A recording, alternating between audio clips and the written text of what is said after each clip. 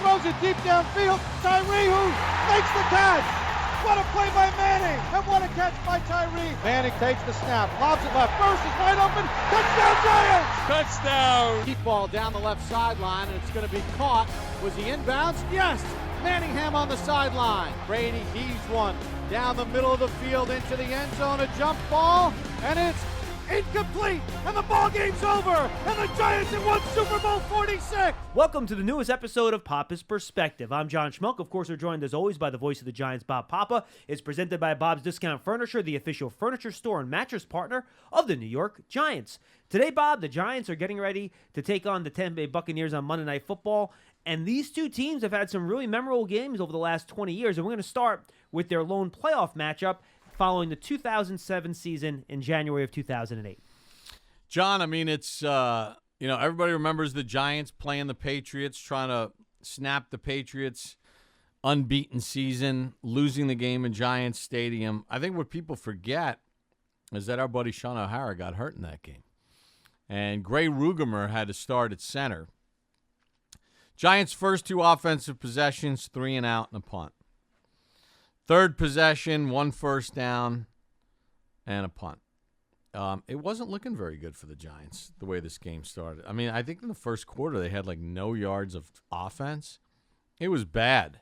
I remember Amani Toomer getting mad in the huddle, like trying to get guys fired up. So it's 7-0 in favor of the Buccaneers.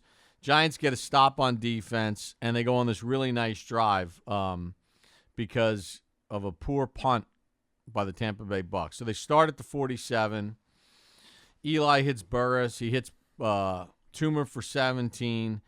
Next thing you know, the Giants have it. First and goal at the 5-yard line. Toomer had a big catch on a 3rd and 9 at the 18, and that sets up the first score of the game. First and goal at the 6. Giants trail 7-0.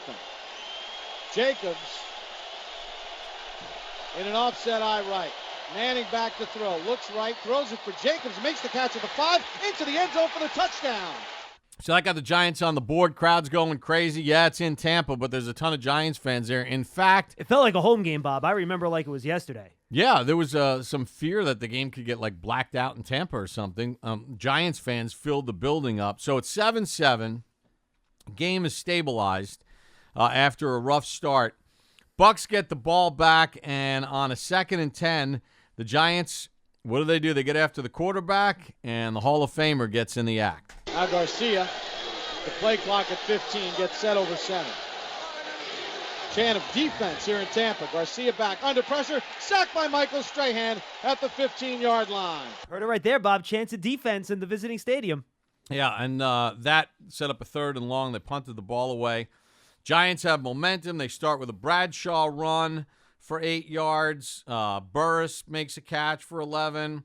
Burris makes a catch for 9. They got the ball in Tampa territory trying to take their first lead.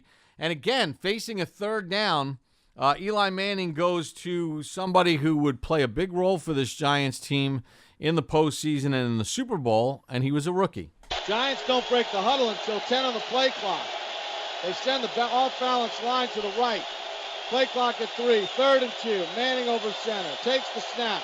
Back to throw. Looks right. Pumps over the middle. Completes it to the 25-yard line. That's Steve Smith, the rookie, and knocked down at the 16. Remember, Bob, he had missed most of his rookie season with an injury. He came back late in the year and made a big impact. Yeah, he certainly did.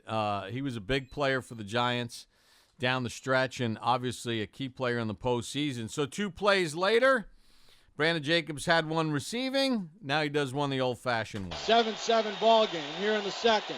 4:13 to go. Manning, handoff left for Jacobs. Runs left, inside the 5 to the goal line. Touchdown, Brandon Jacobs. Off the left side, his second touchdown of the ball game. And after an awful start, the Giants have the lead here in the second. So Jacobs has 2 touchdowns. Bucs get the ball back. They got it to midfield. They had a 1st and 10. But the Giants are able to stiffen defensively, force a punt. Didn't have great field position, half ends. But the Giants get the ball to start the 3rd. They had the ball deep in Bucs territory. They had a 1st and goal at the 7-yard line, but they got called for a false start, a delay of game, have to settle for a field goal from Lawrence Tynes. But it's 17-7 Giants. So now the Bucs are now in more pass mode with Jeff Garcia. Remember, the Bucs hosted the playoff game because they were the division winners that year. And the Giants defense once again comes up big on the Bucs' first possession of the second half. Galloway goes wide left. Strong formation to the right. Now they send Graham wide to the right. 2nd and 7. Garcia takes the snap. Pressure up the middle. He slides left, throws it left for Galloway. Underthrow, intercepted by Corey Webster. You know, Bob, what jumps out to me, all these names we're talking about, right? Brandon Jacobs, 4th-round pick, right? He was 4 or 5, Brandon. And he was a 4th-round pick, right? Steve Smith, 2nd-round pick. Michael Strahan, 2nd-round pick. Corey Webster, 2nd-round pick. All these draft picks made over the past 10 years just paying dividends in the biggest games. Yeah, and it was very reminiscent of the Giants of the 80s. When you take a look at what George Young did in building that team up and having really very good drafts, and what Ernie Accorsi did leading up to the 07 season, because remember, Jerry Reese is the general manager now at this point. But the draft picks in the 2nd, 3rd, 4th, 5th round, David Deal. He's hitting them. He's hitting them. And that's exactly what the Giants did in the 80s in winning the 2 Super Bowls. So the Bucs threaten. Big interception by C. Webb. Giants take over at their own 20. They actually go backwards. They have to punt. Bucs get 1 first down. They have to punt. We're trading punts here, but now we move into the 4th quarter. And by the way, Tom Coughlin always just said punts are okay.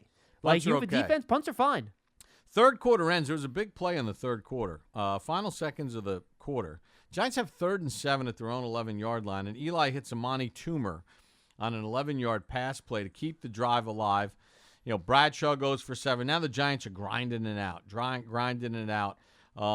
They didn't face another 3rd down on this drive. They had 1st and goal at the 9, Bradshaw for 1. 2nd and goal at the 8, Bradshaw for 4.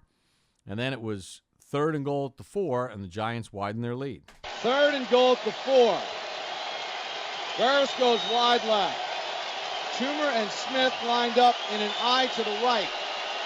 Manning in the gun. Toomer in motion from the right. Manning back to throw. Pumps, looks, fires right for Toomer in the end zone. Touchdown, Giants. Amani Toomer, who's having a whale of a game, gets the touchdown for the Big Blue with 8:03 to go, and they widen their lead. Yeah, it's 24-7. But remember, Jeff Garcia and the Bucs could move the ball, and they go hurry up, shotgun the whole way, and they get a pretty quick touchdown. They only use 4 minutes and 38 seconds. Garcia throws a touchdown pass, so it's 24-14. Game is still hanging in the balance. Giants, you go 3 and out, punt the football away. So now the Bucs have it after a Garcia 17-yard pass play to Michael Pittman. They have it 1st and 10 at their own 44 at the 2-minute warning with the Giants holding a 10-point lead, and the Giants defense once again comes up big. They've got Spurlock as the 3rd receiver. He's in a slot right with Clayton. Hilliard split left. Garcia takes the snap. Back to throw. Pumps under pressure. Gets hit as he throws. The ball waffling up in the air. And it's intercepted on the sideline by McQuarters. But he was out of bounds. After reviewing the play, it is an interception. The defender has both feet in bounds and control of the football. It'll be New York's ball, 1st down on the 18-yard line. And that was all she wrote. And, it's a little theme here, right? Corey Webster steps in front of Galloway. He would do the same thing in Green Bay in the NFC Championship game a few weeks later. McQuarters kind of seals the game with an interception. He would do it the following week against the Dallas Cowboys. So Steve Smith with a big 3rd down catch. The tells were starting to show as the Giants win this playoff game 24-14 on the road without their starting center. But you knew that the task was going to be a little bit greater the following week going against the number 1 seed, the Cowboys, in Dallas. All right, Bob, let's jump ahead now to the 2012 game, Giants and Bucs. Obviously, the Giants go on and win Super Bowl 42. So let's go to 2012 here. The Giants taking on Tampa Bay. The Giants coming off their 2nd Super Bowl championship in this game. Yeah, and this was an early season game, and look, the Giants were looking to get things going early against the Buccaneers, and on the 2nd play of the game, after a Hakeem Nicks 8-yard catch, the Giants go up top, and this would be a theme in this game. Offset eye left.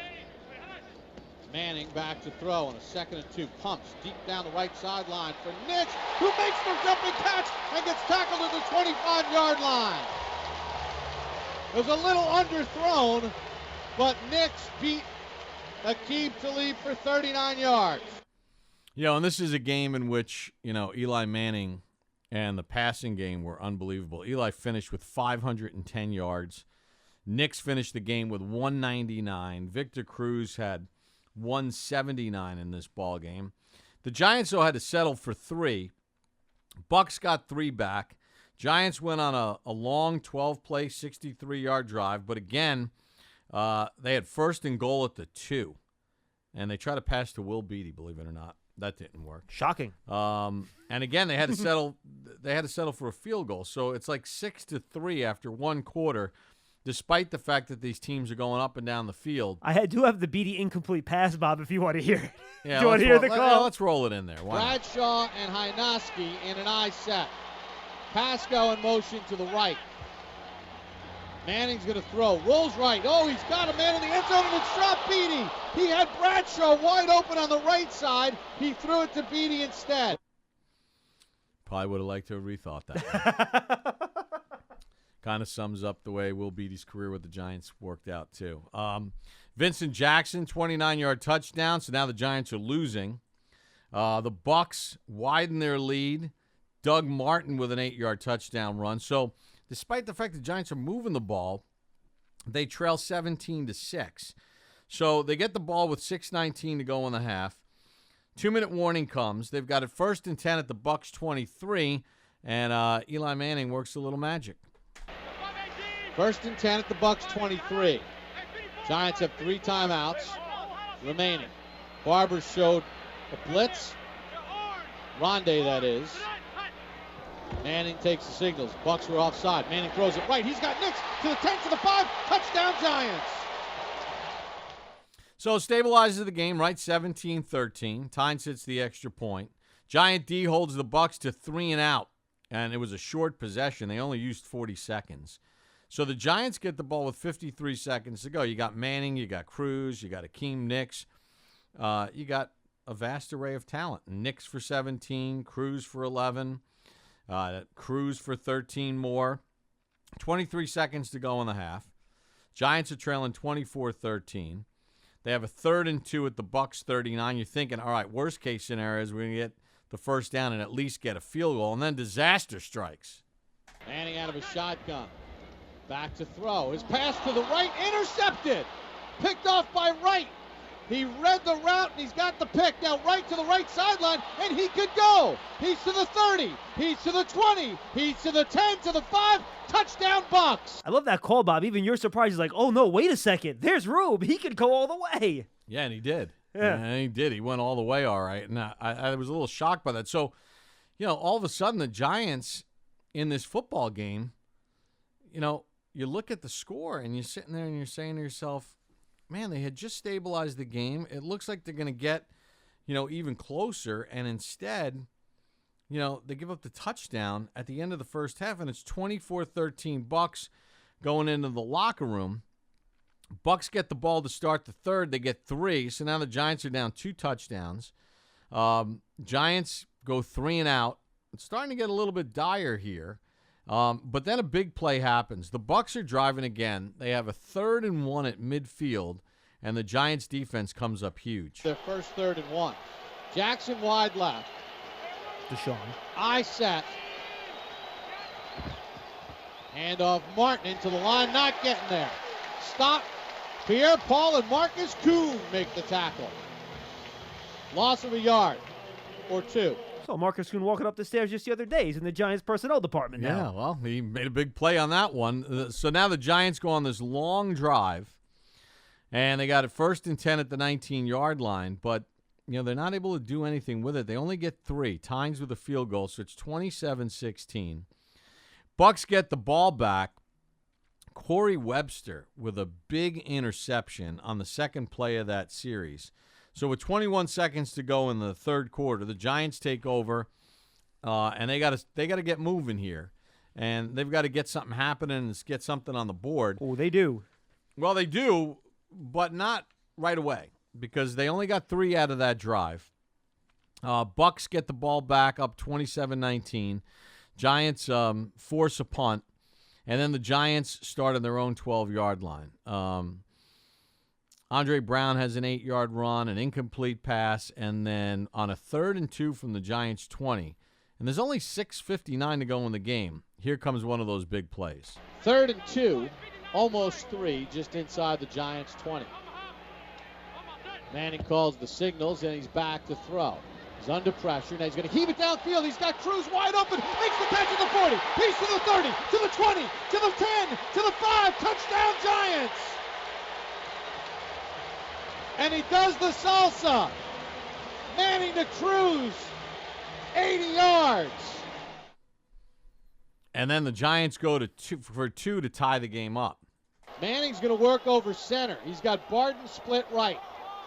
Manning calls the signals. Draw play for Brown to the goal line, and he's in for 2.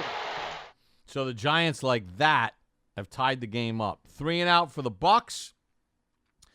Giants, a couple nice plays right out of the gate. 14 yards to Martellus Bennett, 20 yards to Akeem Nicks, and then 1st and 10 at the Bucs 33. Giants are back in front.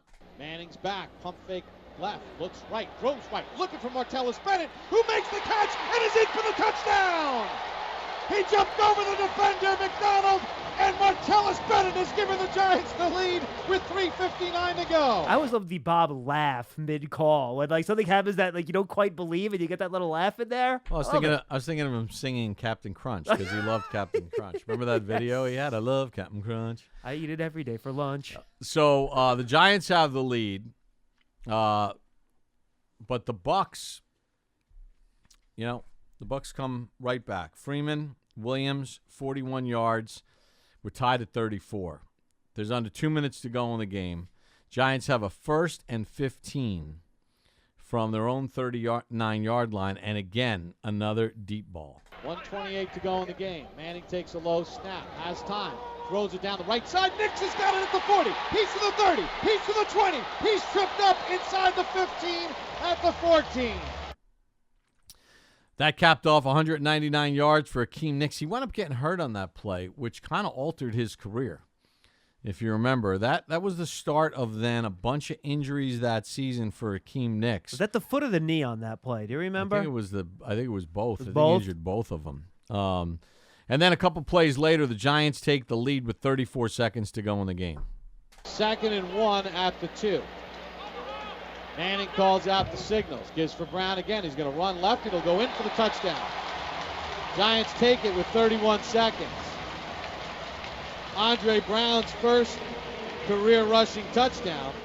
Man, the Giants are up 41-34. But, with Josh Freeman at quarterback, because he was good back then, the Bucs have the ball at the 45-yard line with 12 seconds to go, and the Giant defense has to make one more play. Jackson, Williams, Clark go wide right. Bent near side left. Giants drop the safeties deep. 2nd and 10 at the Giant 45. 12 seconds to go. Freeman's back. Freeman flushed out of the pocket. Throws it middle of the field. High and late. Intercepted by Michael Boley. He sits down. Ball game over. Giants are going to win it. All right, so remember, Greg Schiano was coming from the college ranks. He's trying to change the attitude. Manning's going to take a knee. The game's over. There's 5 seconds to go, but Tom Coughlin did not like what happened next. And he comes back with big touchdown passes in the second half. Victory formation. Oh, they take a knee, and Manning gets pummeled. No, he has Manning's the ball. got the ball, but Manning went to take a knee, and the Bucs bull rushed him and knocked him down. And you could see Manning mouthing, that was cheap. Yeah, well, they're a little upset and frustrated that they couldn't close it out. Bob, now we're going to fast forward here to the 2018 season and what turned out to be a crazy game and a shootout between Eli Manning and Jameis Winston. Yeah, it was November the 18th, and let's face it, Saquon Barkley's rookie season, so there was a lot of excitement about Saquon and him and the New York Giants. And, first series of the ball game, Giants had a 3rd and 1. Barkley gets the first down. So now they're in that attack mode. And Eli Manning hooking up with Odell Beckham Jr. Manning on a play fake, takes a deep drop. He's looking for the deep ball down the right side, looking for Odell, who makes the catch at the 10 and tackled at the 8-yard line. 40-yard pass play. Manning to Beckham, make it 41 as they spot him down at the 7. And then 2 plays later, Eli Manning again going in the air, but this time to his rookie running back. 2nd and goal at the 6. Manning rolls right, throws right, wide open, Barkley, touchdown. And the Giants on the opening drive of the game take the lead. 6-0. Barkley with his 3rd touchdown catch. You know, Bob, and it's funny, before we get to the rest of this game, I think it's just important to point out, this is really one of the few games where we had Odell Beckham Jr. and Saquon Barkley on the field together before Odell suffered that season-ending injury that year. It was just one of those deals where those guys never really got to play much together. No, that's a fair point. And, this was a Giants team that I think people were very excited about. This was Pat Shurmur's first year as the head coach of the New York Giants, and I think people thought, okay, you got OBJ, you drafted Barkley, you're going to have all these weapons, but it never really materialized to the level that we thought it would materialize to as far as explosiveness. But in this game, the Giants got off to a nice start. Bucs, they look to answer. Ryan Fitzpatrick started this game for the Tampa Bay Buccaneers, and they move the ball down the field. They get it in the red zone, and they got a 3rd and 11 at the Giants' 15, and Cameron Brate, the tight end, makes a 10-yard catch. So now decision time for the Buccaneers. What are they going to do here? Are they going to kick the field goal, go down 7-3, or go for it? Well, they chose the wrong option. 4th and inches, just inside the Giant 5. Jackson goes in motion across the formation. Fitzpatrick nudges into the line. He gets stood up. Boy, I don't know if he got it, Carl. Get it. The near side official doesn't have him. And the Giants got a great stop there by Landon Collins. Landon Collins and Josh Morrow, a couple blasts from the pass, come up with the stop for the Giants. So they keep him off the board. Now the Giants don't have great field position, right? They're starting at their own 5. But here's the brilliance of Saquon Barkley his rookie year. 1st carries for 9, 2nd carries for 10. Rhett Ellison with a 12-yard catch. So now you got 1st and 10 at the 36. 2nd and 9. Benny Fowler with a 10-yard catch. Some nice names from the past. Yeah, some names there, all right. Gallman's in the game. Anyway, the Giants move the ball down the field. 1st and goal at the 10. Barkley gets 5. So why not just give it back to Saquon again? Manning on a long count, gives for Barkley. Hurdles a man and gets into the end zone for a touchdown. The ball came out, but he broke the plane. Wow, Barkley jumped over a man at about the 3 and then reached to break the plane. Yeah, and you just can't teach that, right? I mean, That's why they drafted him where they drafted him, right? yeah. So it's 14-0. 1 first down and then a punt for the Bucs. Giants get the ball back. They don't do anything with it. Now Fitzpatrick gets a rushing touchdown. So it's 14-7. So things, thickening a little bit here. Giants take it into the 2-minute warning. They have to punt the football away. So now the Bucs are on a drive. And even though the Giants have controlled this first half, Fitzpatrick puts his team together, and, Fitzpatrick, Fitzmagic. And this was the I'll never forget this sequence. The Bucs have the ball at the 49-yard line. And Olivier Vernon gets called for a neutral zone infraction on back-to-back plays. And I'm like, seriously, situational football here? Like, what are we doing here? He just gave him a free 10 yards, and they didn't move the clock. So they have 2nd and 10 at the Giants' 30-yard line. And the Giants' defense makes sure that the Giants go into the half with the lead. Fitzpatrick back, fires it over the middle, and he throws the interception as it was undercut by Michael Thomas. He just read the route of tight end O.J. Howard and undercut it for the interception. And, Bob, that's going to be a foreshadowing of things to come as Fitzmagic becomes Fitztragic. Well, yeah, and the other foreshadow things to come of some let's just say not notable names in Giants history in this game. But Michael Thomas was a really good player. He was. very charitable guy off the field, a pleasure to be around. He was a real gentleman, and, for that short stretch of time, played well for the Giants. So Special teams captain, too, right? 1 year? Yeah, special teams captain. So the Giants take a 7-point lead into the locker room, and third quarter, Bucs get the ball. And again, we talk about Fitz magic, but then there are times where it's Fitz tragic. And this was one of those games because they didn't start the third very well. 2nd and 9 from the 11. Fitzpatrick takes the shotgun snap. Sidearms one, and his pass is deflected and intercepted. Off the deflection. Ogletree's got it to the goal line. Touchdown. In and out of the hands of Jackrabbit, and it went into the hands of Ogletree for a pick 6. 2 guys almost got it that time. Yeah, and Alex Ogletree with the pick 6. And now the Giants' lead is 14 points, 21-7. Bucs get the ball back again. They're moving the football against the Giants. They have a 2nd and 2 at the Giant 32, and another play by the defense. Patrick crouches under center, takes a deep drop, sets in the pocket, throws a high arcing ball into the end zone. It's a jump ball, and the pass is intercepted by Curtis Riley. He's going to run it out to the 10. He's to the 15, to the 20, 25, 30. Breaks to the left sideline, 35, and chased out of bounds by Howard at the 40-yard line. And that's why I mentioned Jameis Winston off the top, Bob, because he would soon be entering this game. Yeah, I mean, Curtis Riley with the interception. Again, another time where the Bucs are threatening and they turn the football over. Giants are able to move the ball down the field enough. Evan Ingram has a catch on 3rd down to make sure the Giants get in field goal range. Aldrich Rosas with a field goal. And now it's 24-7 Giants. So Fitzmagic, tragic, is out. In comes Jameis Winston. We all know about Jameis Winston and his ability to make plays. It's either feast or famine. They got the famine from Fitzpatrick in this game.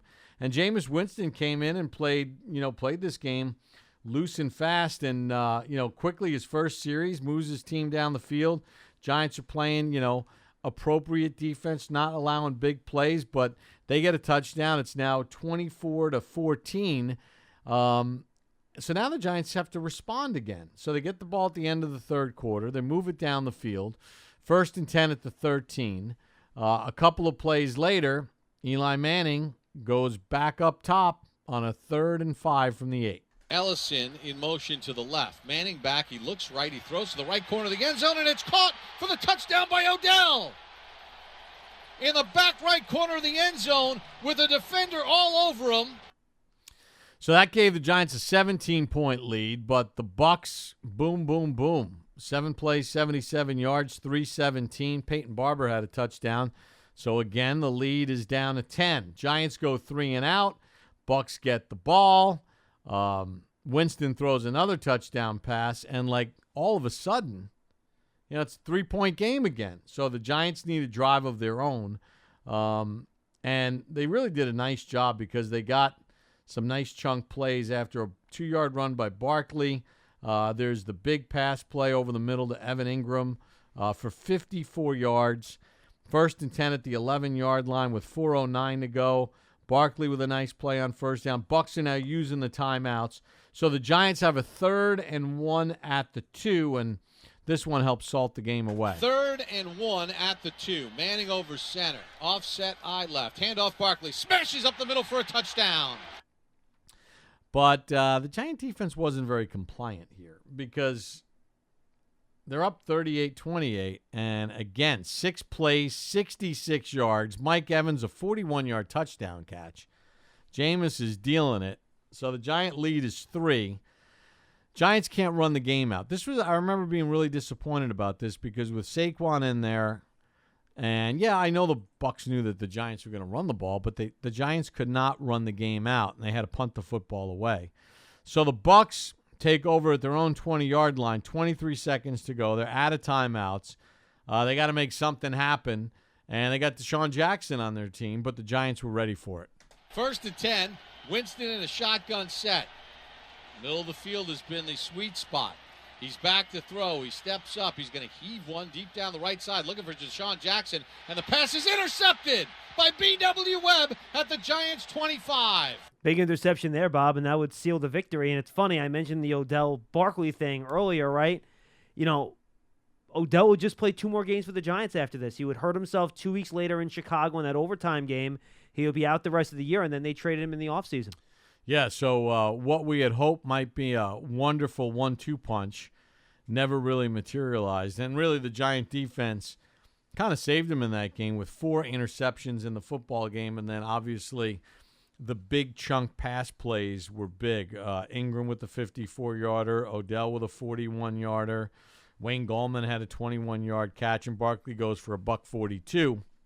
So a nice win for the Giants in 2018. All right, and now let's jump 1 year ahead, Bob. And the reason we're going to discuss this game is it probably is Daniel Jones's most notable performance of his career. It was certainly his kind of coming out party a little bit. Well, yeah, it's his first career start As a rookie, and he played extremely well in this game, obviously. Yeah, and he had a very good rookie season too. And look, there was a lot of chatter about the fact that on September the 22nd, they're going to make the move and bench Eli. They hadn't lost the first couple games, at least in my opinion. It didn't have anything to do with Eli Manning, which is why they started the year the way they started it. But I think they felt, looking at the tea leaves, better sooner than later. This game was being played in Tampa. It was a very weird atmosphere too, because again, when the Giants play in Tampa, when they play in Florida, there's always a lot more Giants fans there than sometimes even the home team. And listen, the Bucs jump on the Giants pretty good. Opening possession of the game, Winston throws a touchdown pass. You got a missed extra point. It's 6-0. The Giants get a field goal coming back. It's 6-3. Winston to Evans again. Extra point is blocked. Matt Gay, this would be a theme in this game. A missed extra point, a blocked extra point. And, despite the fact that the Giants have given up 2 touchdowns on 2 drives, they're down 12-3. So they got to get something going. And they go on a long drive. It took 5 minutes and 23 seconds. And there was a big play deep in this drive where Daniel Jones did a smart thing. He said, you know what? Let's give Saquon Barkley a little chance to do something on a 3rd down. Jones in a shotgun set on this 3rd and 4 from the 26. Bucs blitz. Jones gets sacked. No, he got out of the sack, got hit. Now rolls left, throws left, completes it to Barkley at the 10, and knocked down at the 8-yard line. Yeah, and that was huge because that gave the Giants a fresh set of downs. 1st and goal at the 7. 2 plays later, the Giants get their first touchdown of the day. Jones is going to run it on a fake handoff. He's to the 5. He's in. Touchdown, Giants. Daniel Jones faked the handoff and then ran it in from 7 yards out. And in his first start, Daniel Jones with a rushing touchdown. And I'm not sure at that point, Bob, that Giant fans were aware of what a big part of Daniel Jones's game his legs were going to be. But this would only be the first time he used them. Yeah, I mean, and I really do. I mean, I agree, John. I think a lot of people see Daniel Jones. He played at Duke, and they're figuring, all right, he can throw the ball, but his ability to run, his speed, his athleticism, I think are things that people were not really aware of. So 12-10. Look, the Giants defense is having a hard time stopping the Bucs because Evans has a 55-yarder on the very first play from scrimmage. O'Shane Ximines got a big sack in this sequence because it was 3rd and 9 at the 19. And then Gay hits a 47-yard field goal. So the Giants are down by that weird score of 15-10. But, a 3-and-out for the Giants. Bucs get the ball back. Jameis Winston gets sacked. Giants hold him to a field goal. So the Giant defense is bending. They're not breaking. It's 18-10. Giants, they're trying to get a drive going. Daniel Jones, though, gets sacked, and he fumbles the football. Shaq Barrett is the guy that got the sack. Carl Nassib, former Raider, the current Raider, recovers it. And then Winston hooks up with Mike Evans on a 20-yard touchdown. And you're sitting there and you're saying to yourself, all right, it's now 25-10. Jones and the Giants go 3-and-out. So this was a little inexplicable, right? The Giants go 3 and out with 1:26 to go in the half. 2 incompletions, and then Jones scrambles. He runs out of bounds. It stops the clock. So Dixon punts the ball away. Bucs start at their own 20-yard line with 36 seconds to go in the half. And I'm like, can they stop him? The Bucs were like kind of trying to run out the half. They run like a little draw or end play to Jones, and he gets 25 yards on the friggin' first play. So I'm like, next thing you know, Jameis has him in range to kick a field goal. Gay hits a 52-yarder. And Daniel Jones' first start's not looking good. The Giants are down 28-10 at the half. They do get the ball to start the third. They need to make something happen quick, and they did on the first snap of the half.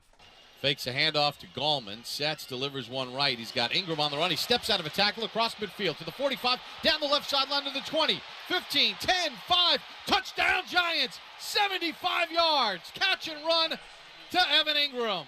The longest catch of his career. Jones takes the snap. He's back to throw. He looks left. He throws left. He's got Sterling Shepard who walks in for the two-pointer. All right, so Ingram, I'll never forget that speed, man. We're watching it from the booth. He's running that, and it's like, wow. And it was just a little 12-yard cross, caught it in space, turned it upfield, and no one was catching him. I mean, that thing was sweet. I think I think that's one of the burning images in Giants fans' minds is that play by Evan Ingram and why they haven't seen more of it since. I mean, they have. He's made plays since then. Well, you had the touchdown against the Raiders, which was a great catch over the top on Abram. But there's that explosiveness that play gave you that you're like, oh, man, they got a difference maker here. Shepard, the two-point conversion. So they get it to 10. They give up a first down. They force a punt. Back to work go the Giants. And right out of the gate, little end around. Shepard gets 19. A little breathing room for the Giants. Then Shepard with an 8-yard catch. Gallman with a run. Slayton had a catch in this one of 46 yards. This was a big pass play to Darius Slayton. So now the Giants have it first and goal at the 4. They do a little bit of the Giant retreat with a penalty in there on Benny Fowler. So it's a big third down, third and goal for the Giants. And now they have a chance to get to within 3. Third and goal at the 7. Giants down by 10 here in the third. Jones calls out the signals. Gallman to his left. He takes the snap. He's back to throw. Fires one right into the end zone. Caught for the touchdown by Sterling Shepard. What a catch by Shepard. Sterling Shepard with a heck of a catch. Extra points good. Giants down 28-25. 3 and out. Get the ball back. Jones gets sacked, fumbles it. Gallman recovered it, though. And at first it was ruled that the Bucs had it. But the Giants get the ball. They wind up punting it away. Bucs get it back. Get a little drive going, but they have to punt the football away. Third quarter ends with a Jones sack for 11 and a Gallman run for 6. So Giants are in position, though, here. They're down 3. Don't do anything with it. Got to punt the football away. They need their defense to make a play, and Winston's making some plays. First and 10 at the Giant 40. A couple plays later, they're facing a big third down. They're getting in field goal range to push this 3-point lead even bigger, and the defense makes a play. Winston back to throw. High over the middle. Intercepted by the Giants. Conley, the rookie, gets his first pick. And the Giants' first turnover of the year. Terrible throw by Winston. And Ryan Connolly with the pick. And the Giants have it first and 10 at their own 40. There's a name for you. Ryan Connolly. Yeah. He made a play there. Yeah. Gets the pick. So that keeps points off the board. But Jones gives it right back. Jones gets sacked. Shaq Barrett fumbles the football, and the Bucs wind up recovering it. So they got it first and 10 at the Giant 42. Good defense by the Giants, I remember, in this game because they held them to 3. Another 3 and out by the Giants, 3 and out by the Bucs. So now we got 3 minutes to go in the game. Can Daniel Jones work a little magic here in his first ever start? Eli's on the sideline watching. He's not happy, but he's being supportive of Jones. Because remember, Jones and Eli knew each other from way back. I mean, they got the same coach in David Cutcliffe. So there's familiarity there. And I think Daniel Jones hit all the right notes when he came here, how everything was handled in a best-case scenario. It couldn't have been easy for Eli to watch. So there's 3:16 to go. Giants got to make something happen. Shepard for 5, Slayton for 21. And then the Giants, they finally get the ball into Bucs territory. And just before the 2-minute warning, Shepard makes a big play for them. Jones back to throw. Steps up. Fastball down the left side. Wide open is Sterling Shepard. Cuts right at the 20. Zigs at the 15. Tackled from behind at the 12. 36 yards to Sterling Shepard, and that takes us to the 2-minute warning. And that was huge, right? Because now you're at the 2-minute warning. You're at the 12-yard line. You're trailing in the ball game 31-25, so field goals are not an option at this point. Giants have to score a touchdown. And what they do is they they the legs of Daniel Jones. And I think Jones, he shows good savvy and good awareness here because, they didn't do much on second down. They got 5 yards on first, incomplete to Ingram. So the game is hanging in the balance right here, right? You're not kicking a field goal with 1:20 to go because you're down by 6. So you're out of timeouts. So what do? You hope your rookie quarterback in his first start can make something happen with his arms or, in this case, with his legs. Jones takes the snap, back to throw, steps up, he's going to run. Jones to the 5, touchdown Giants! Daniel Jones on a 7-yard run on a 4th and 5 from the 7, and the Giants have tied it up with 1:16 to go. And Daniel Jones with almost as many rushing touchdowns in his first game than Eli had over the course of his career, Bob. Yeah, I mean, and that was great awareness, and you saw his speed, athleticism. They get the extra point, and you're sitting there and you're going, all right, there's something about this kid, fourth quarter magic. Here we go. But remember something. I got to look at the stat sheet. I mean, Jameis Winston in this game wound up finishing with 380 yards passing. I mean, carved up the Giant defense. Daniel Jones, at this point in time, he had 336 yards passing, was sacked 5 times, fumbled it twice, had thrown 2 touchdown passes, plus Jones was the Giants' leading rusher that day. 4 carries for 28 yards, including that go-ahead touchdown. But the Bucs, I mean, again, Giant defense, they're giving up plays. They gave up a big 20-yarder to Godwin, and then Winston hits a 44-yarder to Mike Evans. So now all of a sudden, the Bucs in no time have it 1st and goal at the Giants' 9 with 13 seconds to go. All they need is a field goal, and they win the game. Now, for some reason, they get a delay of game penalty, which moves them back. Winston then runs to his left, wants to center things for Gay. Now, remember, Gay had an extra point missed and missed a field goal earlier in the game. But it's a 34-yarder. The thing I remember, again, early in this podcast, we talked about the 2008, the 2007 playoff game. Games in Tampa. There are more Giants fans there. And Gay's coming on to try a 34-yard field goal. Listen to the call, but more importantly, listen to the crowd. Kick on its way. And it's no good. He missed it. Way missed the kick. And the Giants win their first game of the season. Wow. So, look, normally when you're on the road and you're doing play-by-play, where you are in your booth, you can't really see if a kick is going through or not. Most of the booths, unfortunately, do not give us a clean feed, which means an actual real-time feed.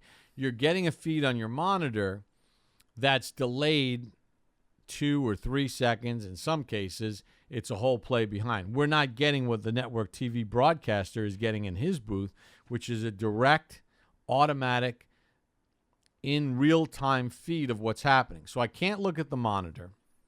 You can't really see from the angle. You're looking at the officials, but a lot of times, if it's a home game or a road game, you let the crowd help you. So I paused there on the call because there were so many Giants fans there. You hear this gigantic cheer when he misses. Now, in my brain, I'm like, we're in Tampa. In my brain, I'm saying to myself, the cheer means he made it for the home team. But I waited because the cheer was actually all the Giants fans that were in that end zone cheering that he missed the kick and that the Giants had won. Amazing. A lot of fun. Two things I want to clean up. One, Eli had 7 rushing touchdowns over the course of his career, just for the record. And Barkley and Beckham played 12 games together that one year before the Beckham trade. Last thing I'll say, Bob, is you talked about how this was a tough thing for Daniel to take over for Eli. The one thing I'll remember earlier that week, and if you remember, I think it was a Tuesday morning when the announcement came out that Daniel was going to start for Eli. And I'm there late that Tuesday, and we're in this facility. There's no COVID yet, so we're walking around with the cafeteria and the players and everything. And it's towards the end of the day. I walk into the cafeteria, and who's sitting there eating dinner at 5:30 on Tuesday afternoon? It's Daniel Jones and Eli Manning. No one would have held it against Eli for on a day where his days starting NFL games and maybe his NFL career were over, to go home, let his mind reset, come back the next day and be a good teammate. But he stayed in the building, helped Daniel get ready for a game on a Tuesday, which is a player's off day. No one has to be in the building that day. It's voluntary. The quarterbacks usually are in the building on Tuesday. Not required, but they always are. They are. They're visiting with the offensive coordinator, the head coach. They're going through, because Tuesday's game plan day, any input that they may be asked for, they're there. They're doing their studying so that they can help the coaches on Wednesday with presentation. But for him to be there, to me, Correct. it was just amazing. Yeah, and I think he had a lot of respect for Daniel Jones. I think he understood the reason why this whole thing happened the way it happened. Again, it happened way too short, I'm sure, for Eli and Eli's fan base. And again, they hadn't lost those other games because of Eli Manning. It was more function of team and, a coaching staff wanting to peel the Band-Aid off quickly rather than slowly and get Daniel Jones the experience that he needed. Fortunately for Eli, he would get a chance to play again that season. Should have won the game in Philadelphia. They should have won that game in Philadelphia when Eli got thrown in there. I think it was on a Sunday night, too, Sunday Night Football.